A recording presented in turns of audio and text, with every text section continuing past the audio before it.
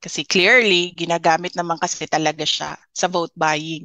Sabi ko, magkano ba yung suporta mo sa mga barangay candidate? Binibigyan ko lang sila ng allotment ng AIX and tupad. Ako na daw dapat ang umupo doon at sumagot, sabi ni Martin Romualdez. I do not gave him my trust and confidence as congressman. I did not vote for him as Speaker of the House of Representatives. Huwag niya akong pagsabihan kung ano yung dapat kong gawin. Kung ako nandun, baka ako magpakulong sa kanya. Si Franz Castro po. Oo. Hindi ko, ang nangyari po Isip-isipin mo, mas marunong pa sa abogada. Ay, yung abogada, ginanap lang niya yung tungkulin niya. Bilang abogada, Committee on Good Government. Sino po ngayon ang nakialam? Hindi po ba kayo? Hindi niyo po pinaraan ang proseso. Hindi niyo pinayagan na tumuloy ang proseso na sila muna po ang gaganap sa tungkulin na pagsisiyasat kung ano man yung aligasyon na hindi pagkakagasta ng tama dito sa aligasyon lang ito eh. Dadagan, Balita News Update. Right, welcome back mga kabalitaan. Magandang buhay ho sa ating lahat. Kamusta na po kayo? At sana'y nasa mabuti ho kayong kalagayan. Well, anyway, Luzon, Visayas at Mindanao. Saan mang sulok ng ating mundo na may mga Pilipino. Magandang buhay ho sa ating lahat. Tayo na may nagbabalik. Walang tulugan ho ito mga kabalitaan. Ha? Kasi nga, sinusubaybayan ho natin itong takbo ngayon dyan sa House of Representatives kung saan ho ay nagpapatuloy pa rin na nagpapahinga si Inday Sara Duterte, yung vice-presidente natin na binabantayan niya po itong si Attorney Zulieca Lopez. May magagalit na naman dyan. Nandyan natutulog si Inday Sara Duterte. Ha? So pasensya na, pag tinatawag kong Inday Sara Duterte, mas hiyang po kasi akong tatawaging Inday Sara Duterte. Kasi nga, para pag sinasabi kong Vice President, para bagang hindi angkop ho sa kanyang magiging posisyon. Dapat President na. Kaya tatawagin ko na lang muna ang Inday Sara Duterte mga kabalitaan. Kasi sa susunod yan, ano na yan? President Sara Duterte mga kabalitaan. Palakpakan naman natin ito si Inday Sara. Ayun, pinapakita ho yung kanyang katapangan. Nabubuesit na si Chihuahua. Nako, ano kayo masasabi dito mga kabitaan sa mga kongresista dyan sa House of Representatives na ginawa na ho niyang bahay itong opisina ng kanyang kapatid na congressman na si Congressman Polong Duterte. Ano naman kayang masasabi ni Tamba? Tamba, anong masasabi mo? Sumisigaw na si Tamba mga kabalitaan dahil parang ayaw niyang pumayag na patirahin dyan pansamantala man lamang. May 5,000 kayo kay Martin Romualdez. 5,000 pesos. At mag-harvest na yung presidente ho natin. At sa amin, nakapag-harvest na kami. Kakatanim lang eh. So, hindi, buti na lang yung timing, hindi yung bago aani, nakapag-ani na tayo.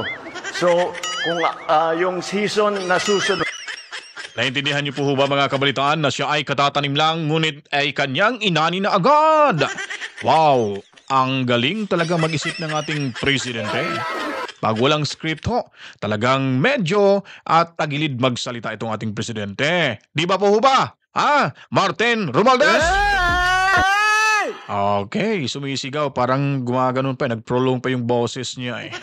Anyways, balik ko tayo dito sa ating paksa ngayon. At kung bago pa lang ho kayo sa ating official YouTube channel, huwag kalimutan mag-subscribe na para laging updated sa mga kaganapan sa ating lipunan. Sa mga gusto pang magpakulay, welcome na welcome ho tayo dyan. Matsalam ho sa inyo. Parang binubuhay niyo po yung ating munting bahay. Alright. So ngayon po, ipapakita din natin muna itong babaeng napakakapal ng mukha mga kabalitaan. Sino bang makapal yung mukha? Itong hinampak na to.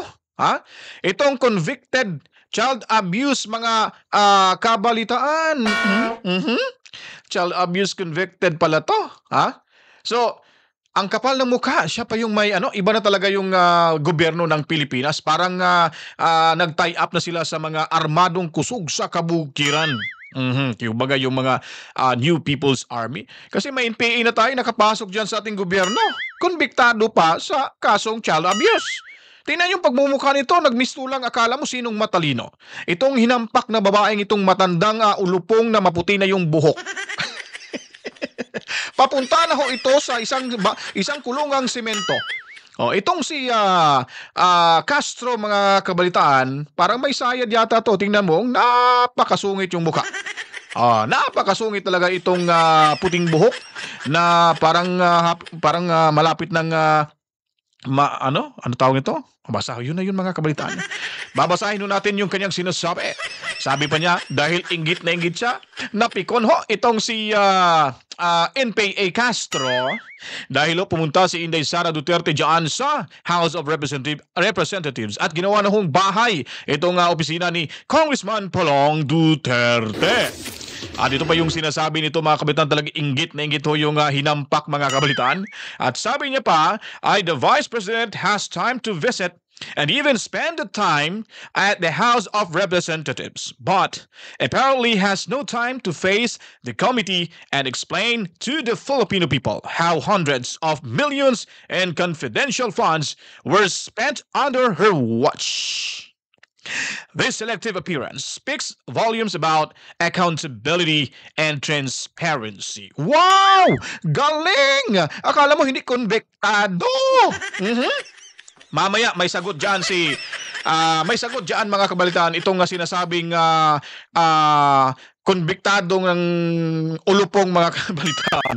May lakas loob pang magtanong itong convicted abuser, child abuse, mga kabalitaan, no? Napakakapal ng mukha nito. Nagpapakita lang talaga na walang karespeto itong matandang ito sa ating Vice Presidente. Kaya, hindi rin to makakatanggap ng ating respeto.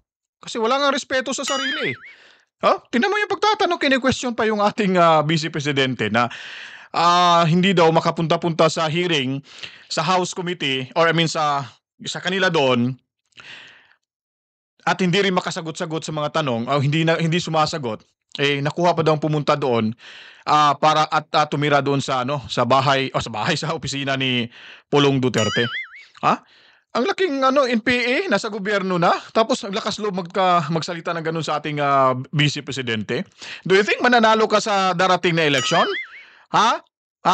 If you ka talaga. Di ba? Imposibleng manalo to eh. Marami na ngayong mga kababayan natin na galit na ho talaga sa Kongreso. At naghihintay na lang ho sila ng may mga taong gagawa ng hakbang. Kaya the end is near. Kanta yun eh. The end is near, and so I face my final curtain. Alright, so dito ho tayo, mga kabalitaan. Ipapasagutin natin yan kay sino ba? Congressman Marcoleta. Itong mga katanungan ng isang konbikto ng child abuse, mga kabalitaan. Ipakita ho bago si Sara Duterte. Ito ho si Sara, pagbibigyan ho natin to ng pagkakataon, maya-maya ho. Naandyan ho si Sara, tingnan natin. Yun, nagpakita ho nga pala yung Vice Presidente natin. Ma'am, saglit lang dyan ka lang muna, standby ka lang muna ha. Huwag mo kaming iwan. Kasi gusto marinig ng taong bayan yung mga gusto mong sabihin dyan. Alright? So balikan ho natin ito si Congressman Marcoleta. Alright, Congressman, pasok! Yang audit observation memo, kasama nung tinatawag nating notice of disallowance o kaya notice of charges. Yung mga yan, marami yan eh. Maraming instrumento na nagagamit ang COA. Lahat ng ito, confidential in nature yan. Oo. Maliwanag yan sa tuntunin ng COA. Okay? Ang COA ay isang independent constitutional body. Yes. Okay? Hindi siya executive, hindi siya legislative. Opo. Di ba? Hindi rin siya. Makinig ka, sino ba yung matandang ulupong na yon? Yung malapit nang tumira sa isang maliit na kulungan na sementado? Sino yon? Pakinig ka, Castro, makinig ka sa paliwanag ni Congressman. Ito'y papaniwalaan natin, hindi ikaw. Pulpul kang klaseng kongresistang NPA. Pakinggan mo ito. Siya judiciary. Kaya nga independent eh. Opo. Katulad ng Civil Service Commission. Oho. Independent body. Opo. Katulad ng COMELEC. Comelec. Kailangan maliwanagan, Nelson, ha? Tsaka impeachable officer yan ko. Hindi mo basta-basta, Oo, di ba? oo. Ang mga tauhan ng Kaya COA. natin binibigyan ng punto na independent. Opo. Sapagkat ang pagtitiwala ay napaka-importante. Sapagkat yung gawain niya ay talagang kailangan paniwalaan. Opo. Kasi kapag yung gawain niya, wala nang naniniwala, katapusan na natin lahat. hindi dapat mangyari yun. Hindi dapat mangyari Hindi yun. po. Oho. Ngayon, ang mandato nila, sila ang mag-iimbestiga, sila ang mag-aanalisa, sila ang tutugis, silang mag-o-audit, base sa pamantayan na nakalatag sa kanilang mga rules and regulation, kung paano nagasta yung inilaan na pondo sa bawat ahensya. Opo. So, ngayon, ang pinag-uusapan na pondo, Jen, Opo. ay confidential fund. Confidential fund. Opo. Ayan. Castro, makinig ka. Confidential fund. Yun ha? Explanation ho ni Congressman. Sana napanood mo to para at least madagdagan yung mabawasan yung kamangmangan mo dyan, ha? Sige, makinig ka, Castro. Ang kaibahan ng confidential fund, kesa dun sa mga ibang fund na hindi confidential, isang unit. Hindi yung kabuuan ng COA ang mag-ano dyan, ang mag-o-audit. Merong isa lamang itinalaga Opo. na isang confidential fund auditing unit, parang ganyan. Okay. Sila lamang ang merong mandato. Opo. Walang dapat na departamentong makikialam kasi ito independent. Totoo. Independent ito eh. Yun nga po ang naging Ngayon, punto ko. ano yung mga tanong na pinagtatanong sa kanya Oho. na nauwi nga doon sa kanyang pagkakakontempt Oho. at pagkakakulong? Ang pagkakaalala ko kasi kong doon sa sulat sa COA ay siya ang nakapirma. Ano ha? Yun ang naging mitya ko. Oo. Yun ang Halimbawa, ako nakapirma. Anong itatanong sa akin? Ang naging parang linya po ng questioning ko, bakit mo pinipigilan? Yan. Ito. Babasahin ko. Sige. Sige. Maganda. Sige. I'm sorry, Attorney Lopez. Sabi nino. Sabi po ito ni Sino yung nagtatanong na yan? ACT Teachers Party List Representative Franz Castro. Yan. Ha? Oho. I'm sorry, Attorney Lopez. Yan. Dahil ikaw ang nakapirma dito and according to our rule, one of the reasons is the undue interference in the conduct of proceedings. Yun. So, may I move na nag-violate si Attorney Lopez sa ating trabaho. May I move to cite Attorney Lopez in contempt. Yun. Sabi niya, undue interference Yes. on the job Yes. of this committee. Opo. Ng Kongreso. Kayo nga ang nanghimasok eh. Kanino ba trabaho yan in the first place? Opo. Ako po, ginawa ko lang ang tungkulin ko sang-ayon po sa aking pagkakaintindi sa mga batas. Ang may mandato po na unang gagawa niyan, magsisiyasat, ay yung pong Confidential and Intelligence Fund Unit. Ng COA. Yun lang po. Hindi po kayo. Ang ginawa ko po ay para paalalahanan lamang sila na yun po yung inyong mandato. Hindi po mandato ng Committee on Good Government. Oho. Sino po ngayon ang nakialam? Hindi po ba kayo? Dapat nga, Kong, yun ang lumutang. Bakit sasabihin mong ako nag-obstruct? Kayo po yung una eh. Oho. Hindi nyo po pinaraan ang proseso. Hindi nyo pinayagan na tumuloy ang proseso na sila muna po ang gaganap sa tungkulin na pagsisiyasat kung anuman yung aligasyon na hindi pagkakagasta ng tama. Opo. Dito sa aligasyon lang ito eh. Bakit po hindi nyo hinayaan ang proseso magtuloy-tuloy? Oho. Ano po ang dahilan? Bakit po kayo nakialam kagad? Oho. Ano po naman ang speciality po ng inyong komite na mas marunong pa po kayo sa COA, kaya nga po sila ang binigyan ng mandato na saligang batas. Oho. Kayo po ba nakasulat sa mandato na saligang batas na gawain po nyo yan? Ano isasagot kaya nila? Bulat-latin mo yung buong Article 6 ng saligang batas. Okay. Yan. Opo. Nelson, ano ba yung Article 6? Bakit ko sinasabi yan? Article 6. Pakita mo sa... Yung Article 6, Article yun ang 6. kabuuan ng gawain ng Philippine Congress. Ayun! Mapa Senado, mapa House of Representatives. Basta ng Kongreso. Wala kang makikita dyan na panghihimasukan mo ang trabaho ng COA. Ganun. Oo. Paano ko Kaya sagot? dyan, dapat kung ikaw ay si Congressman Joel Chua, sulatan mo rin si Representative Castro. Okay. Sasabihin mo lang sa Dear Representative Castro, considering Okay. your enthusiastic action of meddling into the affairs of the COA, I respectfully request that you resign from the House of Naku po, Representatives disgrasya. Oo. and apply for a Alam niyo po ba kung ba't hindi niya magawagawang sulatan din yan si Castro yung sinasabi niyo? Yung si Chua, si Castro, lahat ho sila magkakasabwat ho yan sa plano. Stick to the plan nga, Kong. Baka nakalimutan ni Kong na may binabanggit si Kimbo na stick to the plan lang tayo. Kaya kung malabo po yung suggestion niyo yan, si Chua pa. Tingnan mo ngayon pagmumukha nito. Akala mo maamo pero napakahudas pala. Tingnan niyo mga kuya, di ba? Ang hudas ng mukha nitong si Chua. Chihuahua. Pasok, Martin Romualdez! Pasok, Mr. Harvestman! At sa amin, nakapag-harvest na kami. Kakatanim lang eh. So, hindi, buti na lang yung timing, hindi yung bago aanin, nakapag-anin na tayo. So, kung yung season na susunod, Parang lango eh. Parang ito rin sige, tuloy tayo mga kabalitaan. suitable position At the Commission on Audit. yun. Yun ang gusto mo eh. Gusto pala niya. Member ka ng House eh. Ngayon, galugarin mo. Tagalog ba yun? Opo, Tagalog po yan. Kasi alam mo naman, Kapampangan ako eh. Opo. Nagpapakasiguro ako eh. Oho. Galugarin mo ang kabuuan ng Article 6 ng Saligang Batas na yan ay tumutukoy sa kabuuan ng gampanin Ng Kongreso. ng Kongreso, mapa Senado, mapa Kamara. Kunin mo dyan, kay Representative Castro, saan nakasulat dyan Opo. na ikaw ay makikialam bago pa matapos ng COA ang kanyang gawain?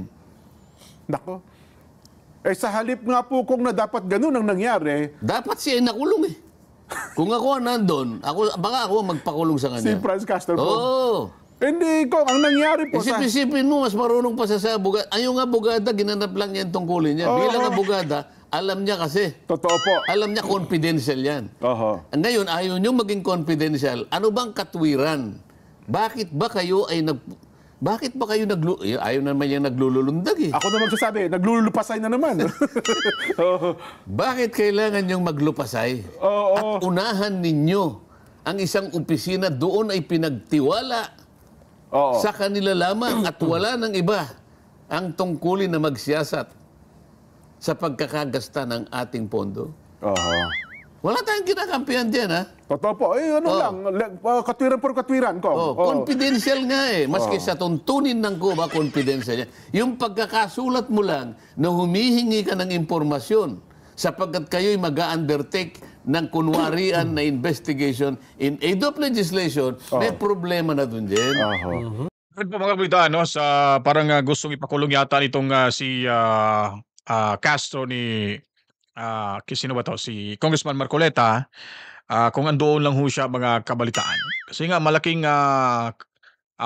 kabalastugan hong ginawa ni Castro kasi gusto nga niyang gumanti ho sa mga Duterte. Kaya dinadaan niya ho sa pag-cite in contempt kay Attorney Lopez para ho siguro magalit si Sara sa kanya at alam ko naman po ay hindi ho nakatuon yung desisyon niya sa diskusyon nila diyan sa pagdinig na iyon. Ang intensyon niya na talagang target niya na point niya na naghahanap lang to ng butas para ma-cite in contempt si Lopez at si Sara magkakaroon ng reaction na magagalit kumbaga pero nakikita ng taong bayan na malaking pagkakamali at walang silbi ho yung investigasyon na yan kasi nga pabor ho sa kanila. Hindi ho balance, hindi ho kumbaga hindi ho transparent yung ginawa ho nilang investigasyon diyan mga kabritaan. At tapos na ho tayo kay Congressman Marcoleta, hindi natin tatapusin to yung buong video. Lipat ho tayo kay of course, no? Sino ba? Si Vice President Sara Duterte, no? Si Inday Duterte. Lipat to tayo kasi may question and answer siya dito. May mga nagtatanong sa kanya.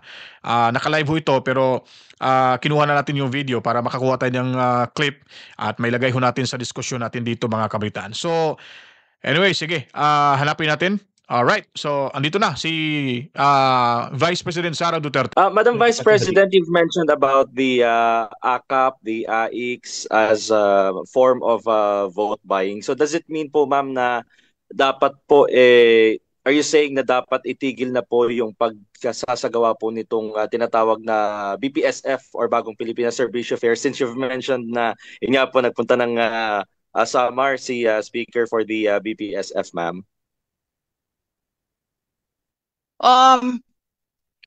Well, yes, that is a matter, no, na dapat pag-usapan ng executive department.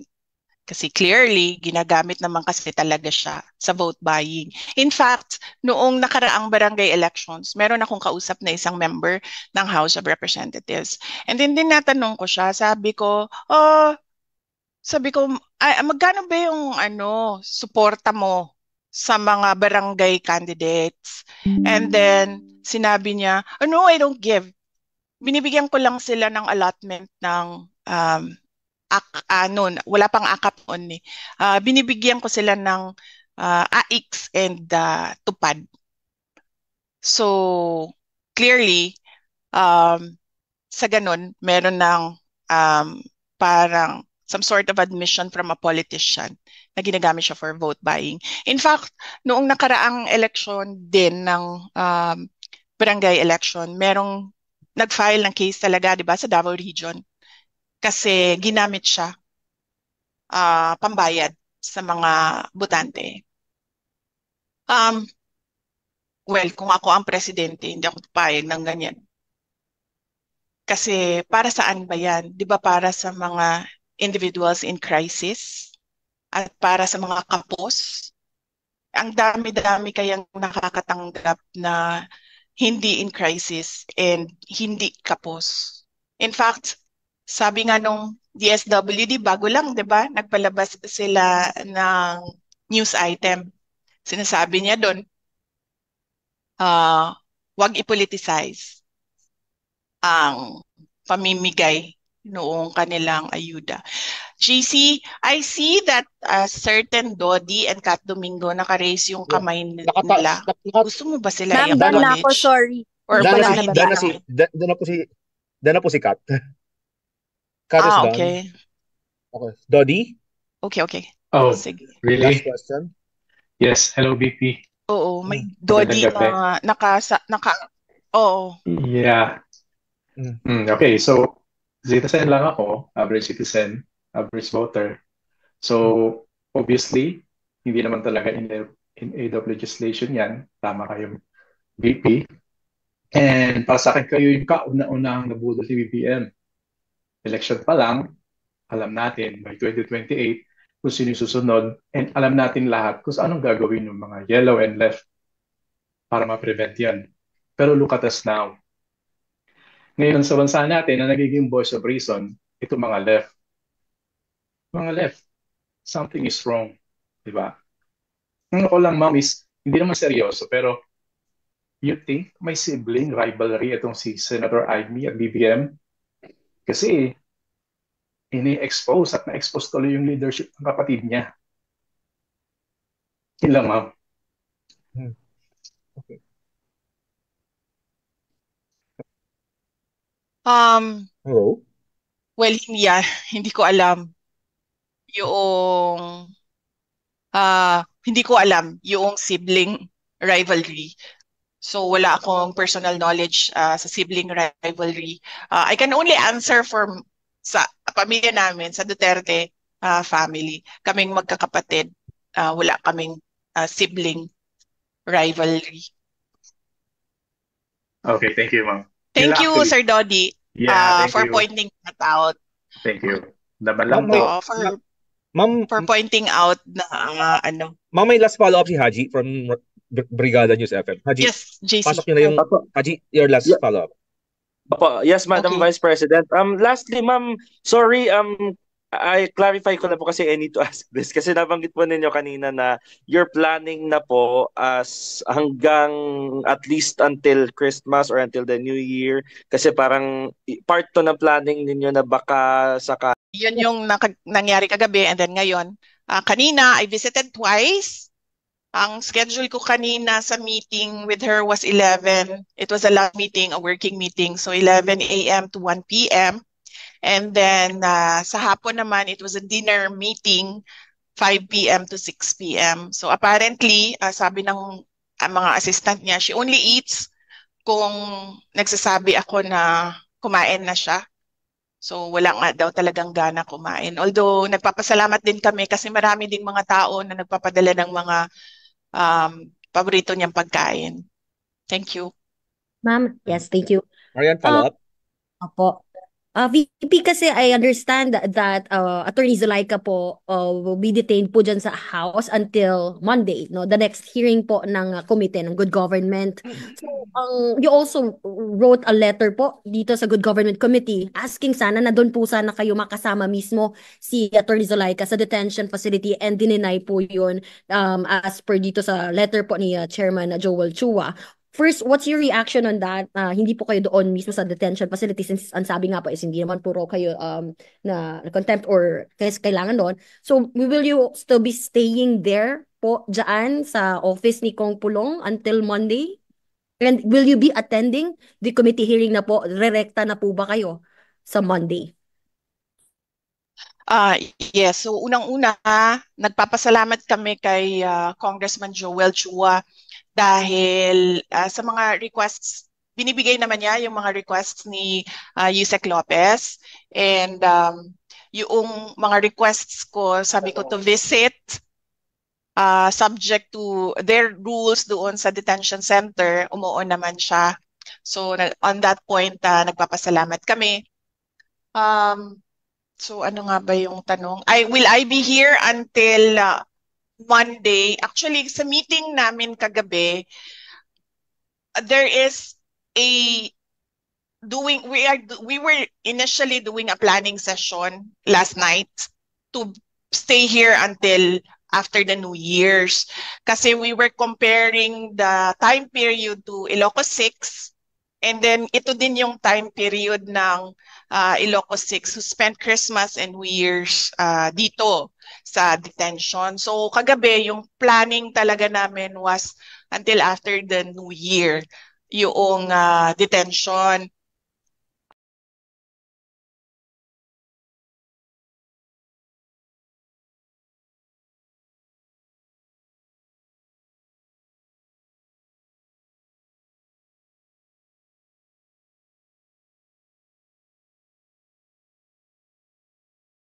Yung mga jokes ko, we divide the time na question muna from the guy, OVP, ano mo, Yes, opo. Unang-una, nagpapasalamat ako sa inyong lahat. Sorry for the short notice and sorry for the technical problems. Thank you for your time this evening and thank you for joining us for this press con. And thank you to the question muna from the guy, OVP, ano mo, OVP. The day, pwede akong magpaalam sa House of Representatives na pupunta ako doon sa kanya. She has expressed fatigue for mga jokes ko. We divide that at nakapag-meeting kami for the office kasi yun yung nangyari kagabi and then ngayon. Ma'am, yes, thank you. Marian, follow-up? Opo. VP, kasi I understand that Attorney Zulaika there po dyan sa office ni Kong Pulong.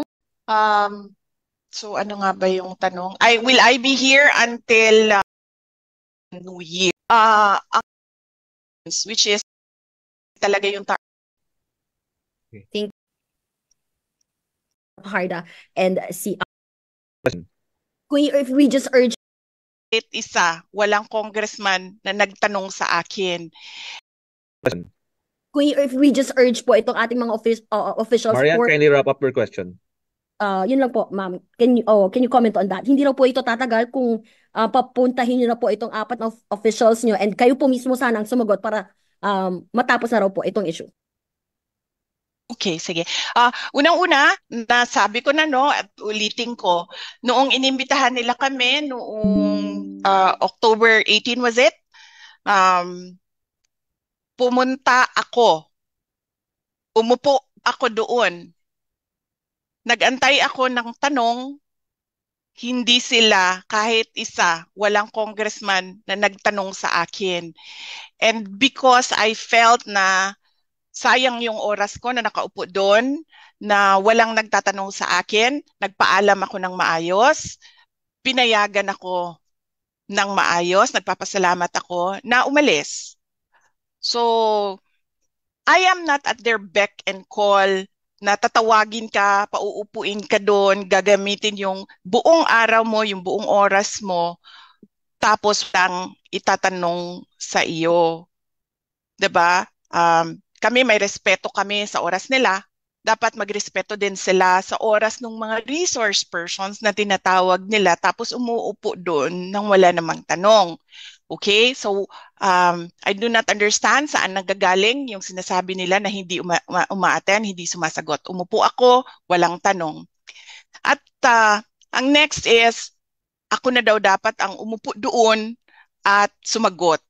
Sabi ni Martin Romualdez. Unang-una, I did not vote for Martin Romualdez as congressman.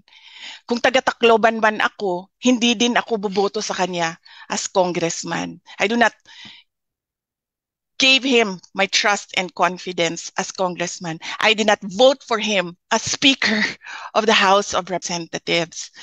Diba? So, kilala ko siya as Martin Romualdez, but I did not vote for him for congressman and speaker. So, wag niya akong pagsabihan kung ano yung dapat kong gawin. And then, doon naman sa apat, lagi kong inuulit-ulit yan. Hindi ako yung uupo doon, sila yung uupo doon, sila yung iinsultuhin, sila yung babastusin, sila yung mamaliitin. So, kailangan yung tao ang mag-decide.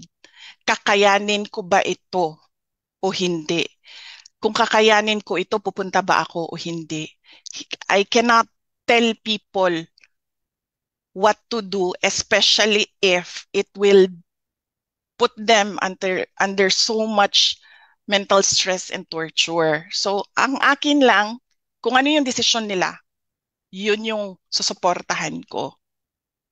Thank you very much. VP, just to clarify lang po, the first hearing where you attended po, hindi raw po kasi kayo nag-oath, kaya hindi po nila kayo tinanong yung oath po na which you will say the truth na nothing but the truth po. Kaya hindi na po sila nagtanong. Yes, opo. Kasi po, sinasabi ko, unconstitutional yung rules nila. They interchange persons and witnesses doon sa rules nila. They say inquiry, they interchange inquiry and investigation doon sa rules nila. Walang investigatory prosecutorial powers ang Congress. They can only do in aid of legislation and they must respect the rights of persons appearing therein. But hindi na natin nakikita yun ngayon.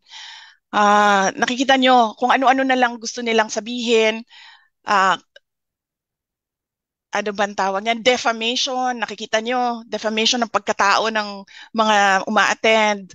Walang rules. Ginagawa nila ng rules as they go along.